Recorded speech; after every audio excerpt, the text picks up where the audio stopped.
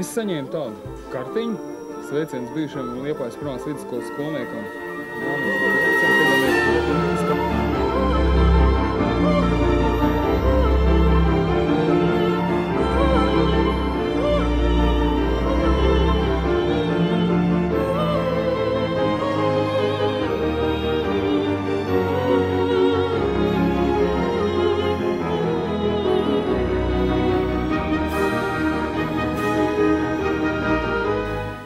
Mums ir ļoti daudz atsauksmi.